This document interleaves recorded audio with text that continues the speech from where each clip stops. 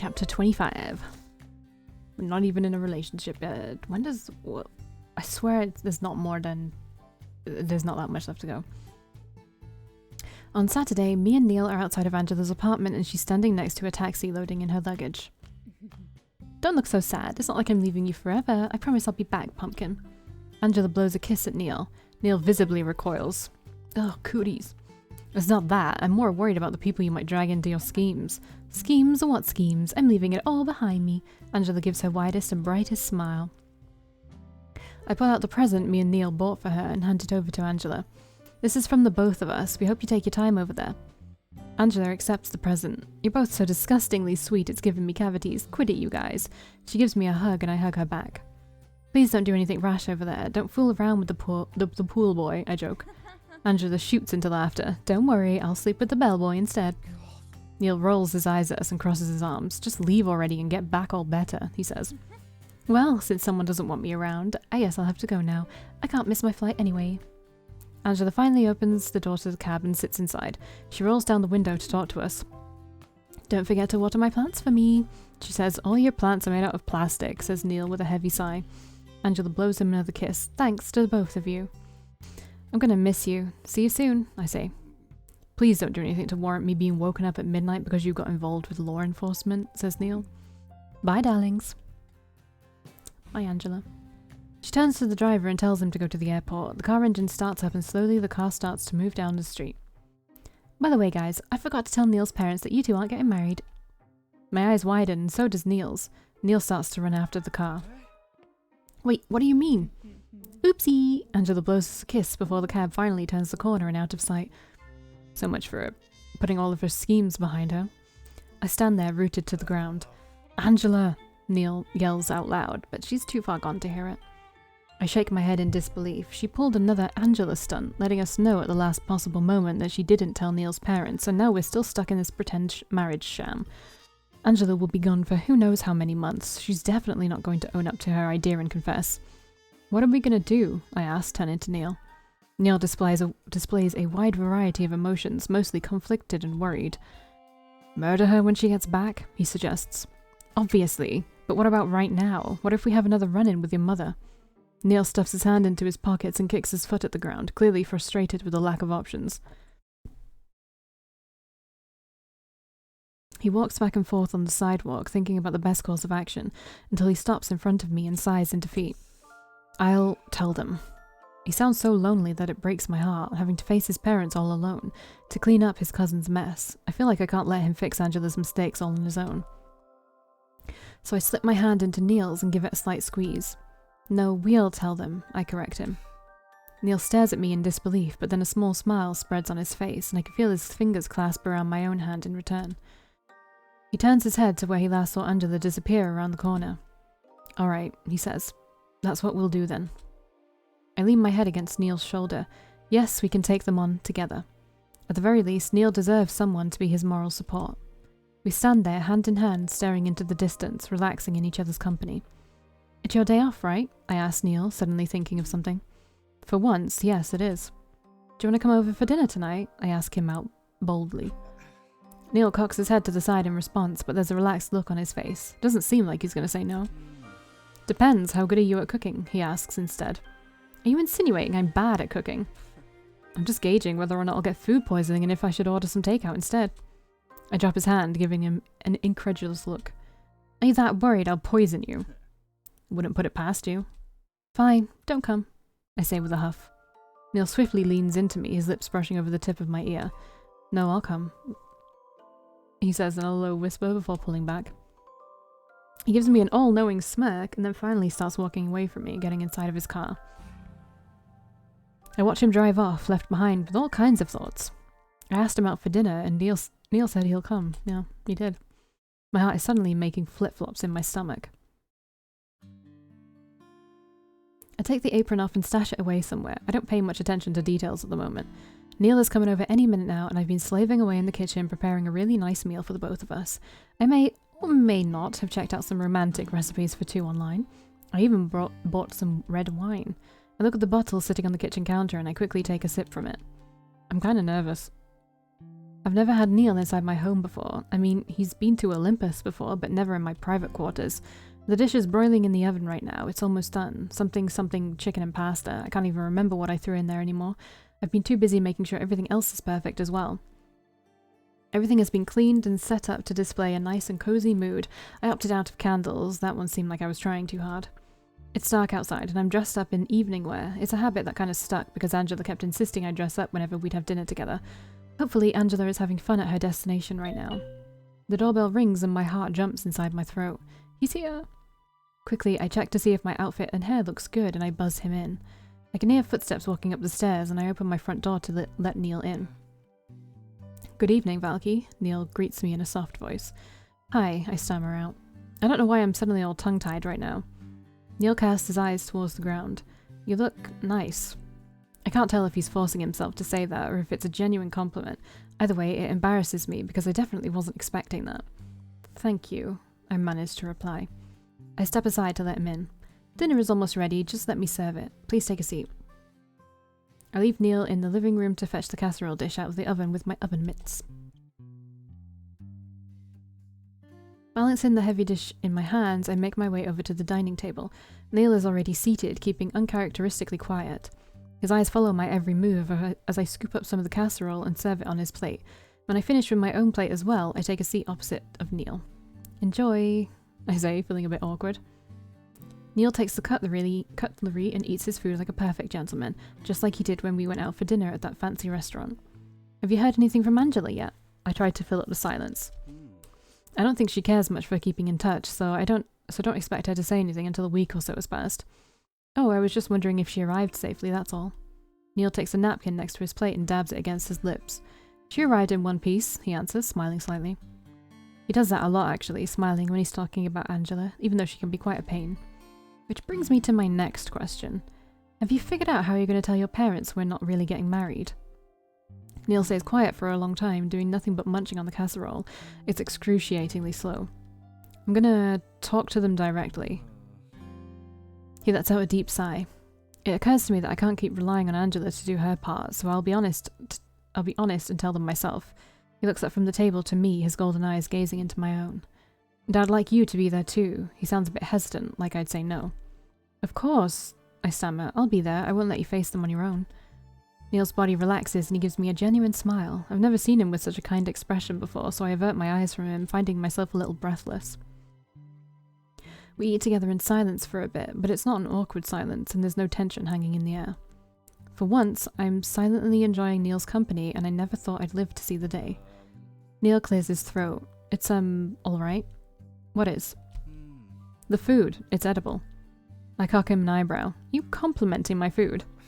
Neil turns his head away, his cheeks turning pink. Perhaps, he utters shyly. I lean both my elbows onto the table and give him a confident smirk. Neil is complimenting me and he's being adorably bashful about it. It's not the best compliment in the world, but coming from Neil, it's probably the most earnest he can be. Oh, come on, at least compliment me for real. Put some effort into it, I tease him. Neil tries to glare, but his cheeks stay pink, making him seem rather harmless and cute instead. Your home cooking is adequate enough for my exquisite palate. I sigh. Why all the fancy words? Can't you just admit you like it? Ugh, Neil looks conflicted. I like it, he mutters softly. I'm glad I invited him over for dinner, otherwise I'd never get to see such a side of him. He's being so complacent for once, and he's not giving me any snarky responses. It's almost like that time at the masquerade, when I thought Neil was some flirty stranger. Remembering that just makes me realize that Neil is capable of showing a nicer side of him, to even be able to hand out compliments without doing it through gritted teeth, to be able to actually converse with me. It's a strange thing to sit here eating a meal with Neil. That rhymes, and we're both being civilized. Perhaps this is how things could have been like it since the beginning if he weren't such a jerk about it. After all, we met when we were kids and got along just fine back then. Fight! The room suddenly goes pitch black. Hey, what happened? I yell. All the lights have gone out. My entire apartment is covered in darkness. Your power went out. Streetlights are still on, so I believe it's just you. Great, I say with a frustrated groan. I don't even know why. I get up from my chair, putting my hands out in front of me to be able to feel where I'm going. At the same time, I hear Neil getting up as well. A fuse was probably blown. Where's your electrical panel? It's, downstairs behind my workroom, I believe. I take a few steps forwards, but I can't really see much. Now I kind of wish I used candles for mood lighting anyway. A bright light shines into my eyes. I squeeze them shut in response. Don't shine that in my face, I tell him, giving Neil a glare once I open my eyes. He's holding out his cell phone and using the flashlight setting to illuminate our surroundings. Come on, let's fix it. Neil starts to leave the dining room and I follow him, a bit surprised he's taken charge like this. We reach my front door, the one leading to the staircase to go downstairs, and Neil is the first one to open. The door bangs against a cardboard box behind it, causing Neil to stumble forwards with a bit too much force. My heart stops beating once I see his cell phone fly out of his hands, and all I hear afterwards are loud bangs as Neil rolls down the stairs. Neil! I yell out at him. The loud bouncing stops, and the cell phone is lying face down on the floor at the bottom. I can't see if he's okay. Neil! I call out to him once more and start moving forwards. I can hear you, I'm right here, idiot. I almost jump out of my own skin when I realize Neil's voice is right next to me. But how? I thought he'd fallen down the stairs for sure. But then... It wasn't me that fell down the stairs. Some heavy box you had hiding behind the door did, along with my cell phone. Great, it's probably broken. I feel around in the dark with my hands until I make contact with Neil's arm. I grab it and link my arm with his. That scared me. Don't do something like that, staying quiet. I don't want to take another person to the hospital again. Taking Angela to the hospital was already one too many times in a lifetime for me. It really frightened me. It's okay, I'm alright, he reassures me in a low voice. Come on, take my hand, it's hard to see. I suddenly feel Neil's hand pry my arm away from his and then slip his fingers in between mine. He gently tugs me towards the edge of the staircase and we both walk down until we reach the ground floor. Neil picks up his cell phone that's lying next to the cardboard box and checks it for any defects and scratches. Well, there's an obvious one that can't be missed. His entire screen is cracked. The flashlight setting still works though. He sighs. Why do my personal belongings always seem to get broken or ruined whenever I'm near you? I don't know how to answer that. I bring bad luck? I joke. Neil snorts in response, but it's not angry sounding, just a bit peeved. I'm surprised by how well Neil is containing his anger at his cell phone's cracked screen. Usually he'd have insulted me 3 times by now, blamed everything on me and stormed off. But now he holds my hand as he tugs me along through the dark, not saying a word. His hand feels warm. Point me into the right direction. I step in front of him and open up the door at the back where my electrical panel is located. I open the door and we step inside the small closet. It's pretty cramped in here with the two of us. Neil is too focused on opening up the panel, so he drops my hand and he hands over his cell phone to me. Here, shine the light on it. I give him some light as he checks what's wrong. There's a bunch of switches and I honestly don't know which one is which. I haven't had any trouble with the electricity yet, so I never really had any need to know. I'm surprised Neil seems to know what he's doing though. He checks every single switch until he flips a big green one on, and suddenly I can hear the whirring of electricity spring back on. The lights in my boutique spring back on. Well, that was surprisingly simple. It's back on, I say delightfully. It was probably your oven that brought it down. You may want to buy a new one. In my joy, I wrap my arms around Neil from behind him and stand on my tiptoes to give him a smooch on his cheek. Thanks. Neil jerks back, his cheeks catching fire, and he looks at me in shock. Don't, he starts, a bit at a loss of words. I stare at him, wondering what's with the extreme reaction. He rubs the spot on his cheek that I kissed. Sneak attacks aren't allowed, he grumbles. Well, honestly, Neil, I didn't think you had it in you. When you mentioned you would pay someone to clean your apartment, I figured you wouldn't even know what an electrical panel is in the first place. This seems to turn Neil's face even redder. Oh, this is so much fun to see him squirm in front of me. I'll have you know, I had to help out Angela quite often with her electricity. I'm the one she calls whenever something went wrong. I may be rich, but I'm not ignorant, he hisses. He roughly takes the cell phone out of my hand. I know he's acting all indignant right now, but I can't help but feel like that's all for show. He's not really offended, or even angry that his screen has got a giant crack in it. I'm sorry about your cell phone. I can offer to pay for a replacement screen, I suggest. He shakes his head. No, that won't be necessary, it's not your fault. Besides, that's what I have insurance for. Neil continues to surprise me with his words. He's not blaming me for once. Why are you looking at me like that? Neil says with a huff. He's eyeing me suspiciously. I don't know, you're not... How should I put this? Blaming me? He crosses his arms defensively. Is that what you expected? Yes, I say immediately. I'll gladly start pointing out all of the things that made it your fault if it pleases you so much. You already said it's not my fault, can't take it back now. Has anyone ever told you that you can be quite grating on their nerves? No, just you. I give him a wide smile. Neil's eyebrows furrow into a frown, and then he sighs dejectedly. I don't believe that for a second, he mumbles. What about you, huh? I question him. How many people have told you that you're an asshole? This time he's glaring at me. Is that supposed to imply something? You can't deny you do act like one, though. I trail off. Oh. Fight. In a second, Neil's hand is gripping my arm and he pushes me against the wall. He lowers his head until our noses almost touch. I can feel his breath on my face. It's because of you, he says in a low hiss against my ear. His breath makes me shiver and my heart is speeding up. I knew this was coming and I was dreading it. Sorry, my freaking...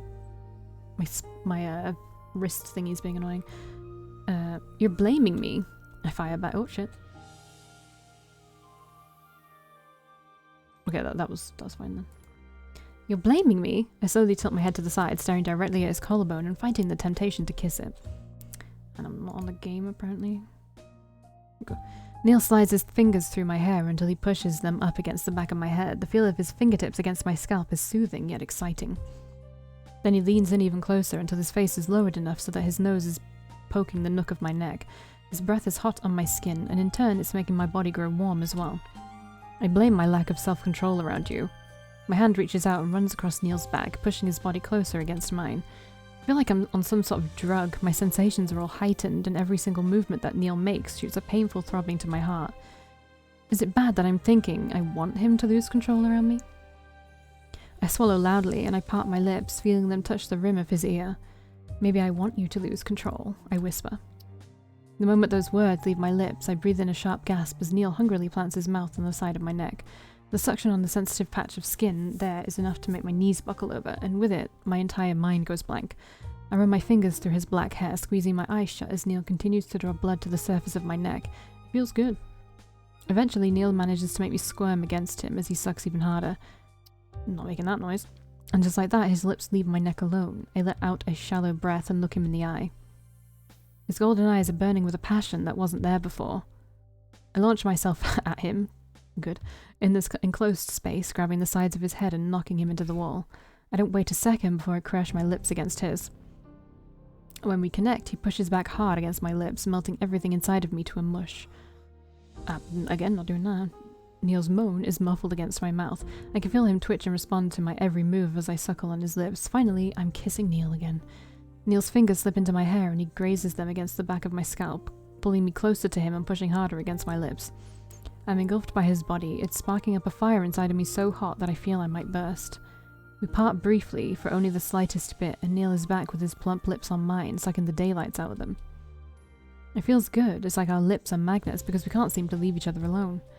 I let one hand wander free across his chest, and I can feel Neil's heart wildly beating against my palm. It's racing as fast as mine is. Neil has one arm wrapped around my waist, and he thrusts his hips into mine, causing me to open my mouth, releasing a gasp. Using this oh Jesus Christ. What is it? He doesn't need to be here. I'm losing my voice again. Using this opportunity, Neil's hot tongue enters me. The sensation feels like a pleasant burn. His tongue brushes against mine, and it's making me breathless and hot. He toys around with me slowly, as if he wants me to beg for more. I'm not in the mood for games, so I gently bite down on his tongue as a warning. Neil quickly pulls back, staring at me with open eyes. Then he closes his eyes again and reels me back in, dipping his tongue back into my mouth, and this time he doesn't tease me. This time he eagerly pushes it back against my own tongue. My heart is beating in the same rhythm as him. I feel like we're on the same page for once, wanting the same thing, because there's no denying I want Neil at this moment, and Neil wants me too. When Neil changes his position, something behind him falls over with a loud bang, and oh my goodness, something falling over again ruined the moment. Crazy. Neil is quick to remove himself from me, and he turns his body around to see what hit him. I breathe in deeply and fast, shaken up from my makeout session with Neil. My eyes look behind him, where a broom lies on the ground. Oh, that's what hit him. You okay? I asked, trying to steady my breathing. Yes, he says in a wavering voice. I want to continue kissing. Valkii, I should leave. No, why leave now? Don't look at me like that, he says bashfully and turns his head away from mine. I need to do something important tomorrow. I can't stay, he explains. Oh. The disappointment in my voice is hard to mask. I wanted him to stay with me. I can't help but feel rejected. Things were definitely leading up to something. Neil lowers his eyes and he ushers me out of the small room so that we can have some space to breathe again. Out on the hallway, he looks at me, staring into my eyes with a gaze full of questions and uncertainty. I see my own feelings reflected into them. Then Neil finally breaks eye contact. I'll contact you when I figure out when we can meet my parents. I look down as well. Right. Well, thank you for getting my electricity back on. Don't thank me for that, even a child could do it. Just let me thank you, okay? I give him a slight push against his shoulder. As you wish, he says, this time smiling slightly. I almost feel the sense of dread having to say goodnight to him now, but it all went by so fast. My emotions for him are still so in turmoil, but one thing is clear, I want Neil. Is it so wrong of me to want him to stay longer? Good night then. I struggle with getting the words out. Neil hesitates for a moment, staring into my eyes. It's making me feel weak in my knees. It's like he doesn't want to leave, just like I don't want him to leave either. Except he finally forces himself to give me a curt nod. Good night, he says, and turns around to open the back door. Neil finally leaves my boutique. I touch my lips with my index finger, still feeling it tingle with the sensations I was experiencing moments before. I'm left to wonder about what it all means, where this is all going. What if things are going to end between us after we have a talk with his parents? Suddenly I feel anxious about what's going to happen next.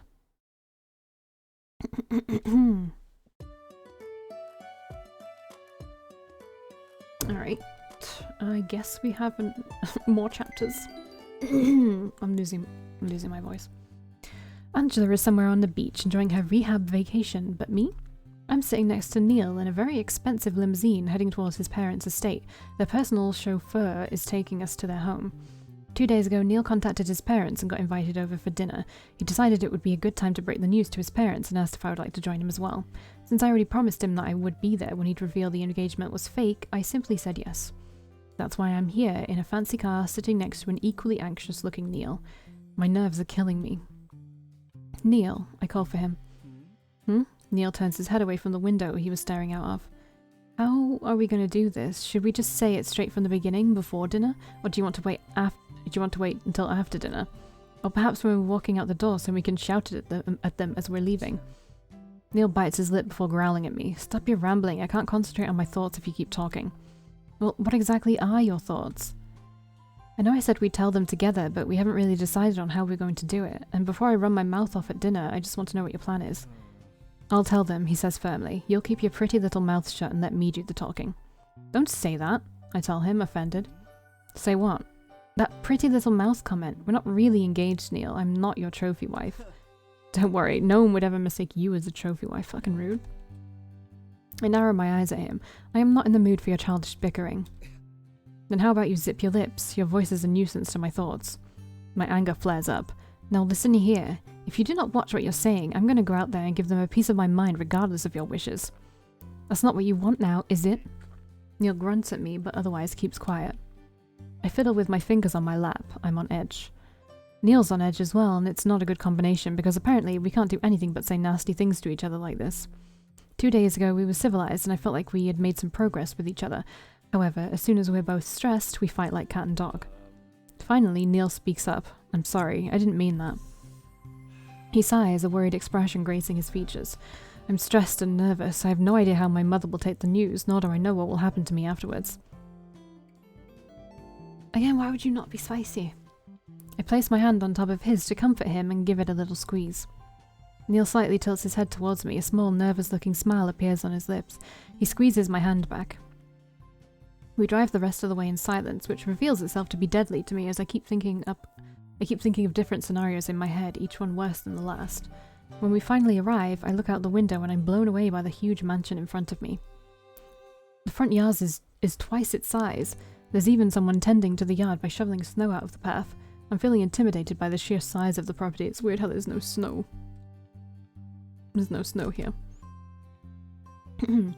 It really is a good visual representation of their wealth, and I'm going to make these very wealthy people very angry. You didn't tell me they lived in a mansion, I tell Neil, surprised. What do you think they lived in, a shoe? My parents are wealthy, you know that, he says as we get out of the car. I hurry up after Neil, a bit afraid he'd leave me alone in these unfamiliar surroundings. The front door is large and painted red. When it opens up, we both enter the receiving hall. Welcome back, Master Neil, greets the butler politely. Neil nods his head at him and we both walk further into the hall. I'm practically glued to Neil's back. You have servants? I shout under my breath. Valkii, can you contain yourself? Neil snaps at me, stop commenting on every little thing. I'm sorry, I'm nervous, I explain, honest. Just being here gives me the chills. I follow Neil as we enter a different room, what appears to be a large lounge area, and I see Evelyn seated on a white leather couch. I almost want to duck behind Neil as I see her, but I swallow my nerves and stand next to him instead as we approach her. Is he going to tell her now, or is he going to wait until dinner? I have no clue regarding what Neil is going to do now, so I decide to keep quiet. Neil, Valkii, welcome. Oh my, you both look a little pale. Are you famished? Asks Evelyn. We're fine, Mother, just a little tired from the trip, Neil answers before sitting down on the couch. I stand awkwardly for a few seconds, then quickly sit down next to Neil. The white leather feels cool to the touch. Everything in this room looks like it has a minimum price of my yearly salary. I've always known Neil was wealthy, but I guess it never really got through to me until now.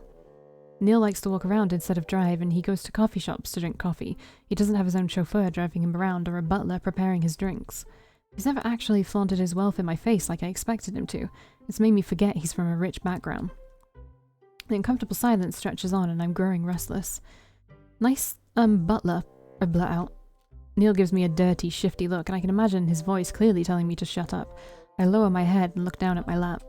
Which servant, dear? Was their service unacceptable to you? Asks Evelyn. Their service was excellent. Valkii is simply not used to having them around, Neil explains. She's middle class, after all. Now it's my turn to give Neil a dirty look. You know, Marcus and I have not always been living the dream, Evelyn starts in this sweet tone.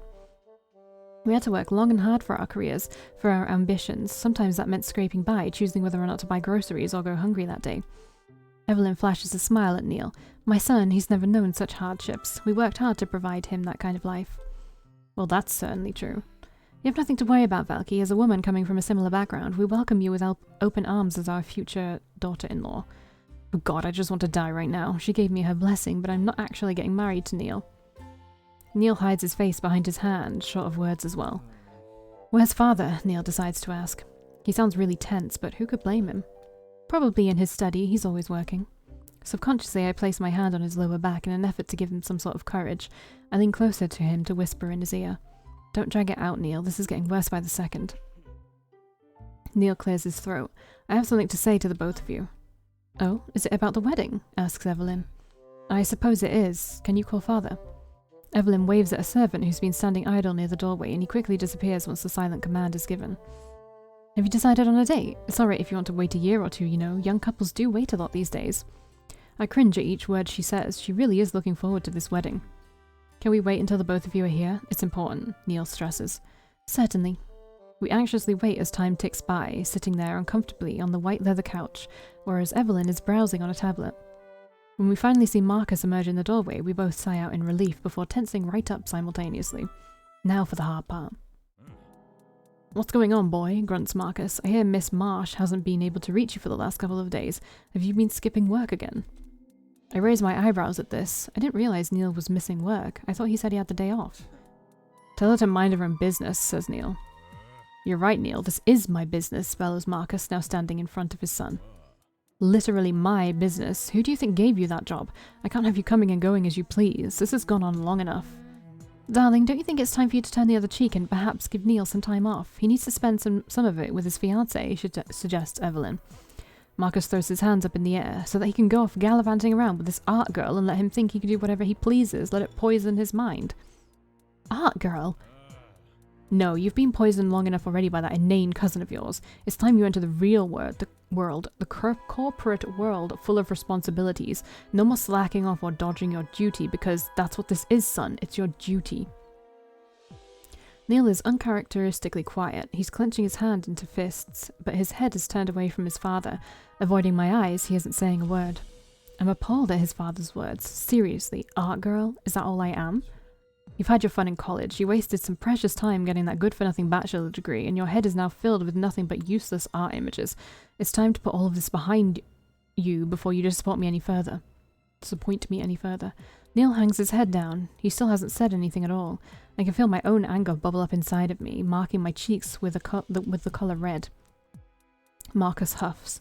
You're a man now, Neil, and men keep their word. Don't make me cut you off entirely and leave you to fend for yourself. Then he finally looks at me. And perhaps you should find someone more suitable for you to marry. This art girl will only succeed in pulling you astray even further, and I will not tolerate it. Marcus, don't talk like that to Neil's fiancée, yells Evelyn. Admit it, girl, you're solely doing this for the money, aren't you? Ah yes, you really must have thought you hit the jackpot with my son coming from a wealthy background. Well, I'm not going to let someone like you take advantage of that. I stand up from my seat. Excuse me? I speak up. It just went so fast. There's no way I can stand here and let this man talk about me or Neil this way. I look him straight in the eye. Despite being similar to his sons, his hold none of the warmth that Neil's possesses. Aren't you ashamed to say such vile things about someone you have barely addressed 2 words to? And for that matter, how dare you speak to your son that way? He's your son.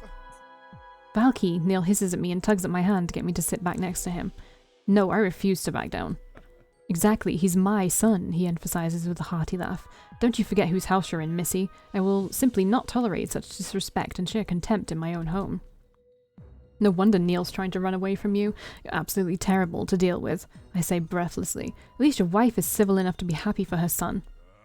Sit back down and know your place. I'm definitely not allowing this marriage to take place, he bellows. Good, I shout back, because I wasn't going to marry him in the first place. Oh, honey, please don't say things like that. Marcus, calm down and stop yelling. You're just making things worse, pleads Evelyn. Valkii, just... Neil whines. No, I'm going to tell them. I move away from Neil and his father. Tell us what? Oh my, why don't we all simply calm down and drink some tea, says Evelyn. Neil and I were never engaged in the first place. It was a sham, I say clearly.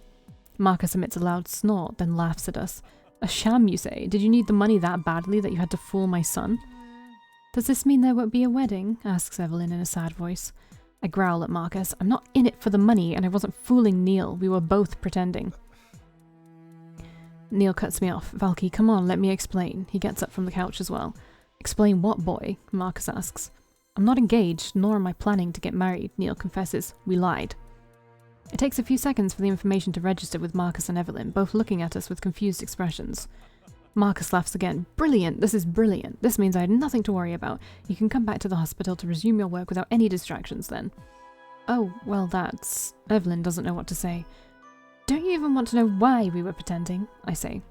Details aren't important. What's important is that you now have no reason to be in this house, so I will kindly ask you to leave, says Marcus. Angry that he's being so dismissive towards me, I stand my ground. The only reason why I pretended to be his fiancé was so that Neil would not have to work as much. Because that's what's going on. You're overworking your son to a point where he collapses from exhaustion. That's not a life anyone should have to endure. Sweetie, is this true? Evelyn asks out of concern, looking at Neil. Neil doesn't answer. He merely stands there with clenched fists. Why isn't he saying anything? What Neil does is none of your concern. I will get my chauffeur to bring you back to your place. Marcus beckons to a servant. Shouldn't your son's health be more of your concern? I bite back. Shouldn't you care about his health and his happiness? Working for you makes him so miserable that he'd rather hide from you. Enough, he says. Remove yourself from this house immediately. My chauffeur is waiting for you outside. I can't listen to any more drivel you spout. You're nothing but a nuisance. Go back to where you came from. I don't need your chauffeur because I'm leaving myself. I'm not going to stand here and listen to the awful things you say about Neil. I'm sorry for the intrusion. I give Neil one last look before turning around and heading straight outside. Tell him, Queen. There's more chapters. I'll finish this tomorrow. I'll see you in the next one.